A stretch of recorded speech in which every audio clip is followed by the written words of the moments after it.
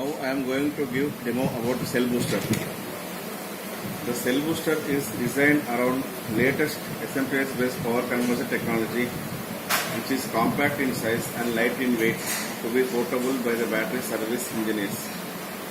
This unit is rated to output a voltage of 2 volts to 15 volts and a current of 0 to 50 amps.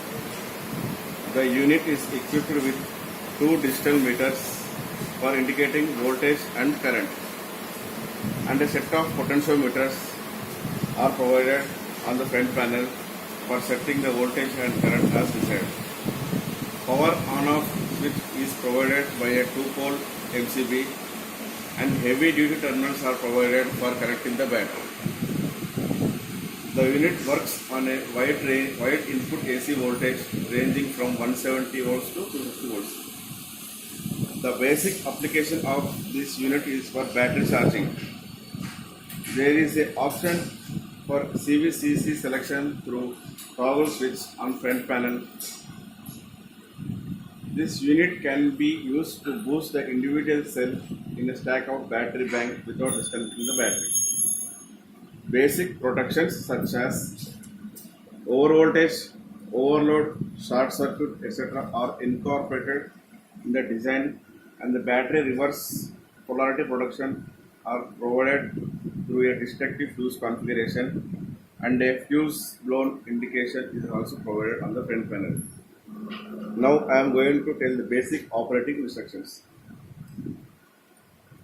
Keep the voltage set and current set potentiometers in minimum positions. Select charge mode, either CV or CC. Now I am selected CV mode. Then switch on the system.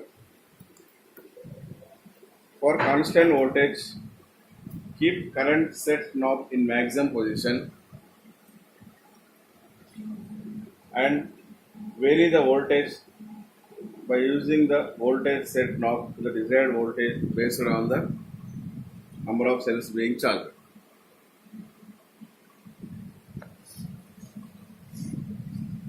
Similarly, for constant current, keep voltage set knob in maximum position and vary the current by using current knob. Then switch off the unit once the settings are done, and then connect the cables to the battery.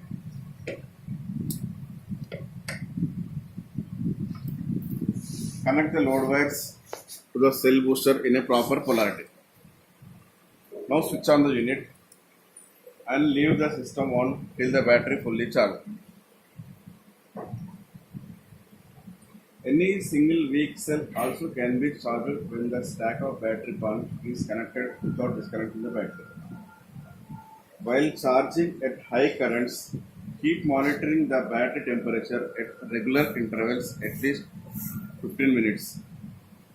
If the temperature is rising beyond limits, terminate the charging to avoid battery failure. This cell booster is suitable based on the AH capacity of the battery, and connect that particular battery to the cell booster.